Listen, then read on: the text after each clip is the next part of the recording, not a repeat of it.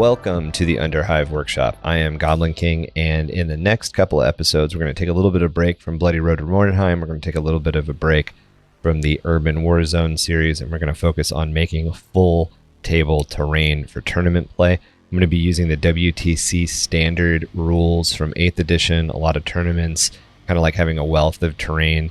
So this will allow me to help the local tournament that hired me to essentially make 2 tables worth of terrain that they will use. And I'm going to theme it on kind of a Mad Max, outdoor desert, rocky look, but I'm going to be giving them kind of a different form of terrain just to kind of change tables up. They're experimenting with what they want to do and how they want to move forward with terrain for their tournaments. As a quick breakdown, the WTC rules used 5 different types of terrain. They used 3-story buildings, 2-story buildings, forests, containers, and vents. Right off the bat, we're going to get rid of that entire vent thing. We're not going to make a single vent. We are going to make some 3-story rock formations. We are going to make some 2-story tall rock formations. We are going to make some desert forests. And we are going to make some containers. The containers are actually going to be like supply drops. So there's going to be a lot of little containers on a 2-inch by 2.5-inch by 5-inch base, rather than there being like a Connex box. So before we jump into a cut list and talk about the dimensions that we're going to use, let's go over tools real quick. As always, I'll be using a carpenter's square, a hobby knife. I have 2 different sizes of utility knives because I'm not sure what I'm going to need. I'll probably use wire brush at some point to do some texturing, especially on the XPS foam. I've got my miter saw just in case I need it, and then I'll be using a wealth of glues. I'll be using super glue, I'll be using PVA glue, I'll be using my glue gun. There's a really good chance that I'll probably jump into some other tools, anything that's super special. I'll take a minute to kind of pause in the workflow, or not pause in the workflow. I'll continue the workflow. You guys will continue seeing the time lapse, but I'll just jump in and kind of describe what it is.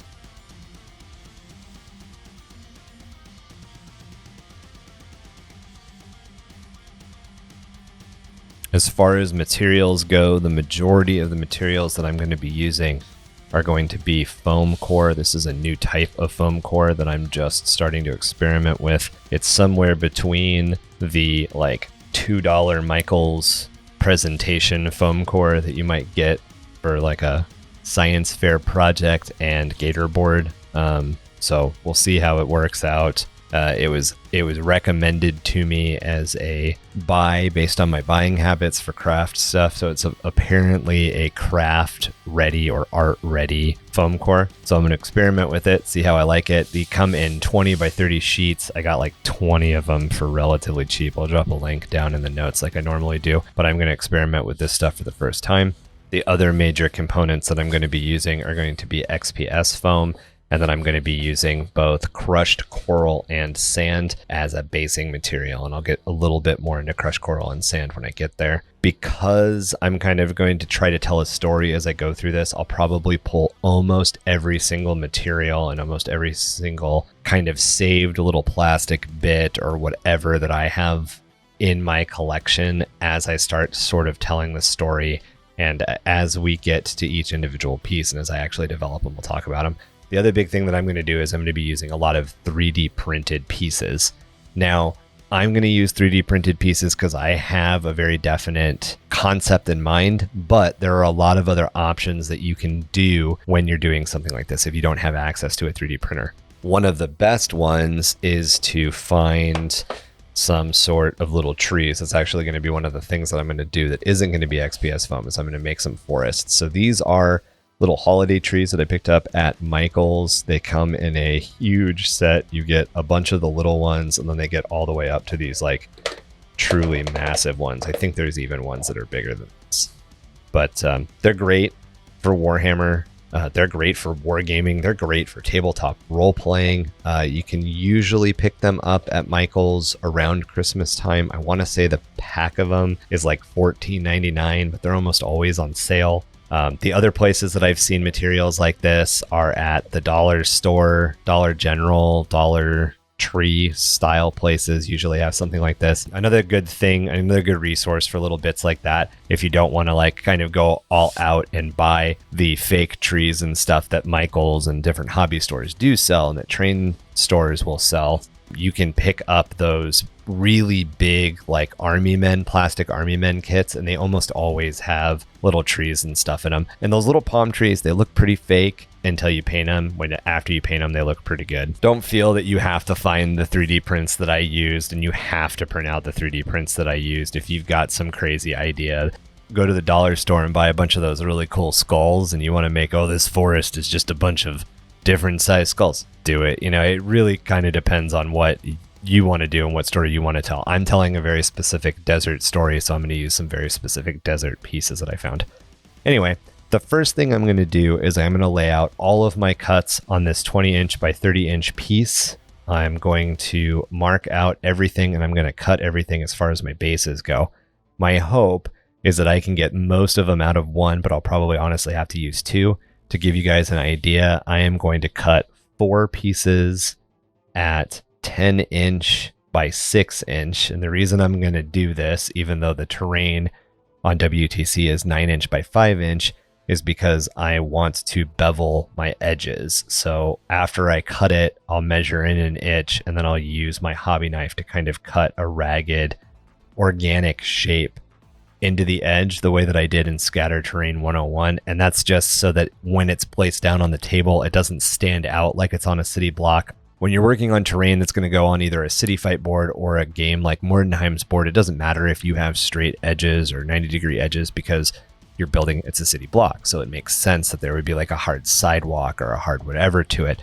In this case, I don't want that. I want that organic shape. So I'll show you how I do that. So this, doing 4 of them, is going to allow me to make 2 3-story rock piles and 2 2-story rock piles, which will be great. That's a lot of terrain for a table, but it's a lot better, in my opinion, to have a lot of options for the tournament provider rather than less options for the tournament provider.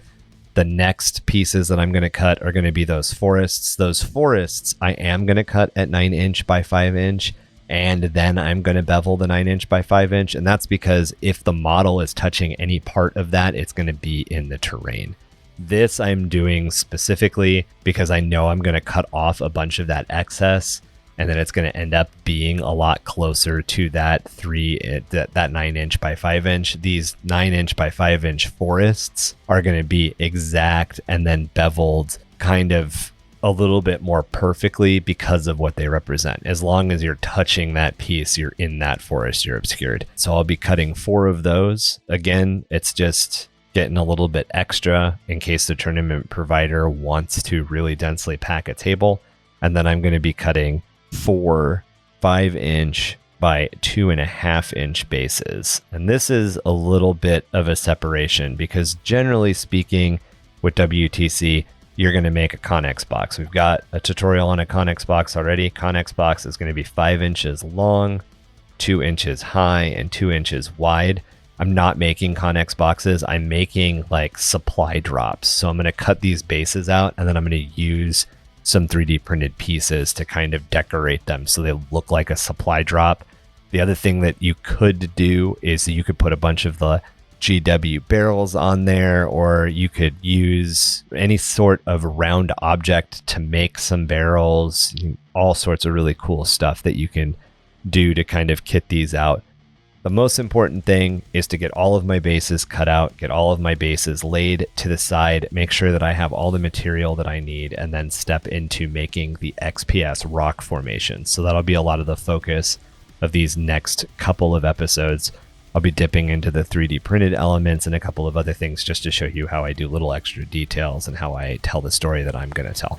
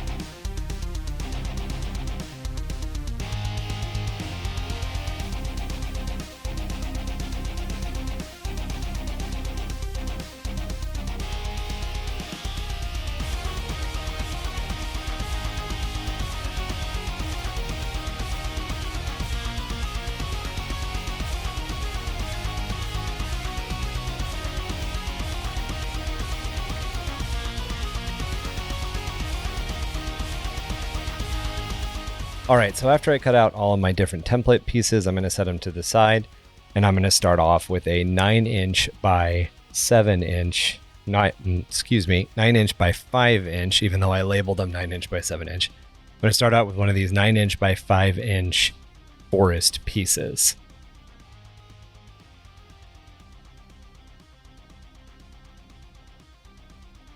Then I'm going to go ahead and grab some chipboard. In this case, I'm using some packaging chipboard. Chipboard comes in a lot of different sizes and all of that. You'll hear me refer to cardboard a lot as chipboard, and that's because I actually work in the toy industry and we use chipboard for packaging.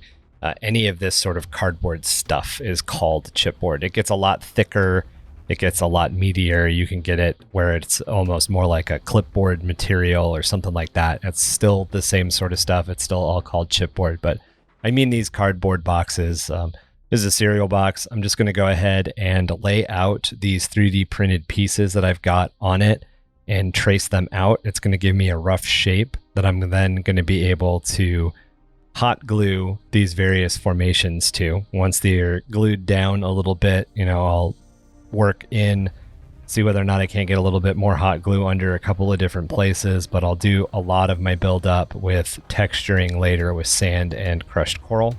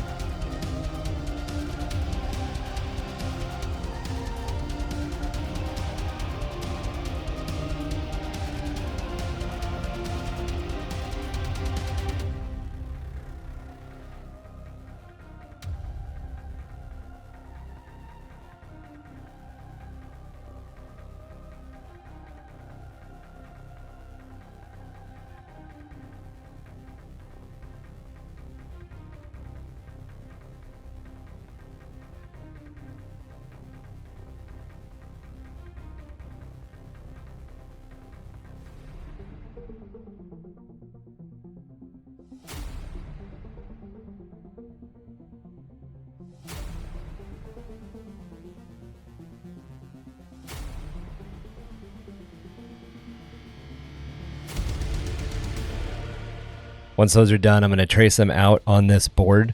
And the reason that I'm tracing them out is because that's the area that I'm not going to apply texture. Because in the future, when this piece is being played on, players wants to move through them. And if there's, it's a forest, so units could move through it. It represents a forest, so units could move through it.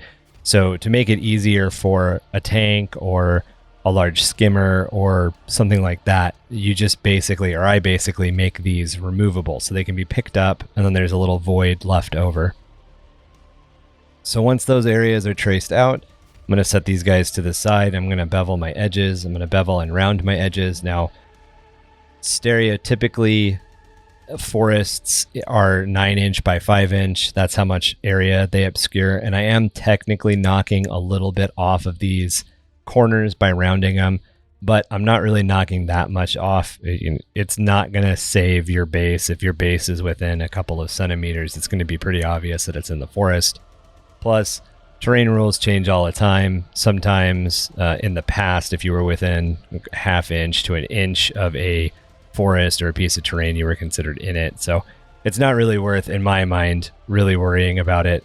Players are going to understand that it's a 9 by 5-inch area that's obscured or that's providing some sort of bonus or something like that. Once all that beveling is done, I'm going to come in with a sanding stick just to clean it on up.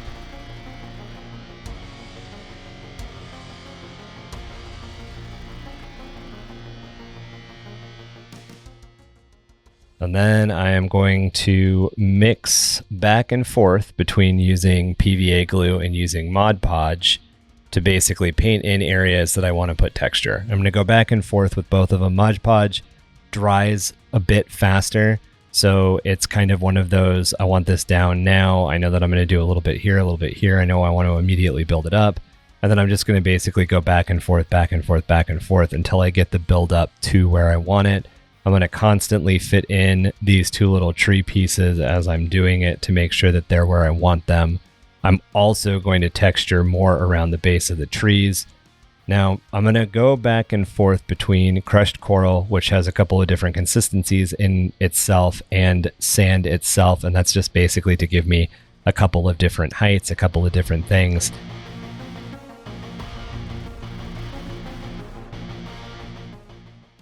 And then later on in the build, I will add some large boulders, some large rocks here and there, but I'm not quite at that point yet.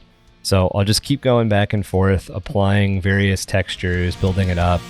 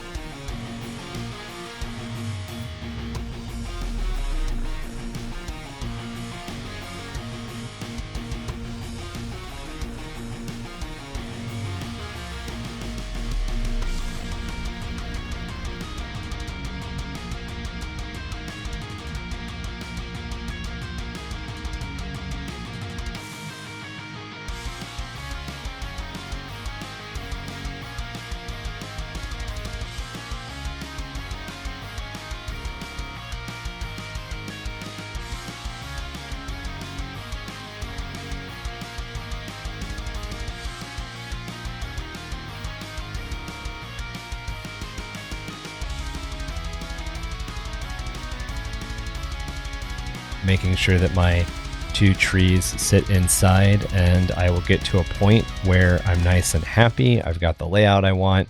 You know, my tree segments have a bunch of texture on their base, and my base has a bunch, and then that tree section drops in and it fits a specific way.